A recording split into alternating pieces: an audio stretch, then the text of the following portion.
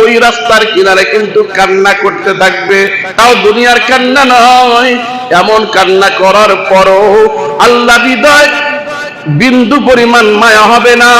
আর রব বলতেছে, বান্দা শোনো, বান্দি শোনো, হে যুবক শোনো গো, দুনিয়ার জিন্দেগিতে যখন তুই একটু মাথার মাছি বরাবর পানি তোর চোখের কোনায় আসলে আমি রহমতের হাতটা বাড়াইয়া আমি তোকে কোলে নেই, শুধু কোলে নেই না, তোর জিন্দেগির গুনাহ আমি মাফ করে দে। সুবহানাল্লাহ বলেন। কিন্তু হাশরের ময়দানে কান্না করবেন না? কথা বলেন না কেন? কাঁদতে কাঁদতে গলা পর্যন্ত গেড়ে যাবে, কান্না করতে করতে চোখে পানি থাকবে না, রক্ত প্রবাহিত হবে। আমার আল্লাহ বলবে, এক সেকেন্ডের জন্য আমি তোর দিকে রহমতের নজর দিব না। কিন্তু দুনিয়ায় আমি এমন রব, তুই আমার বন্দিগি করলি না, আমার বন্দিগি না করার পরেও আমি তোর রহমতের ছায়ায় ঢাইকা রাখছি। সুবহানাল্লাহ বলেন। একটা সেকেন্ডের জন্য আমি অক্সিজেন বন্ধ করে দেই না।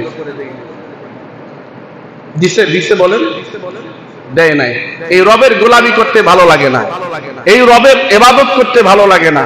রব তো বানাইছি গোলামি করার জন্য। সুবহানাল্লাহ বলেন। বানাইছে কিসের জন্য ভাই? গোলামি করার জন্য। গোলামি কি শান্তি, গোলামি কি মুক্তি। যারা রবকে বানাইয়ে নিতে পারছে তাদের দুনিয়া ইজ্জত, আখিরাতে ইজ্জত। কি ভুল বললাম নাকি? দুনিয়াতেও তাদের সম্মান, আখিরাতেও সম্মান। আপনিও মানুষ, সাবসিনার হুজুরও মানুষ, আপনিও মানুষ, চরমনাই হুজুরও মানুষ, আপনিও মানুষ, ওই জোবার সাহেবও মানুষ। কিন্তু তাদের ডাকে এত মানুষ সাড়া দেয় কেন? তারা আল্লাহকে বানাই নিছে। ঠিক কিনা বলেন? কথা বলেন। তারা কারে বানাই নিছে? রবকে বানাইয়া নিজের আপন কইরা নিছে, যার ফলে তাদের ডাকে দিতে দেরি, মানুষ লক্ষ লক্ষ চাতক পাখির মতো যেতে দেরি না। রবকে বানাইয়া নেন আপনি, আপনার কথাও শুনতে বাধ্য হবে।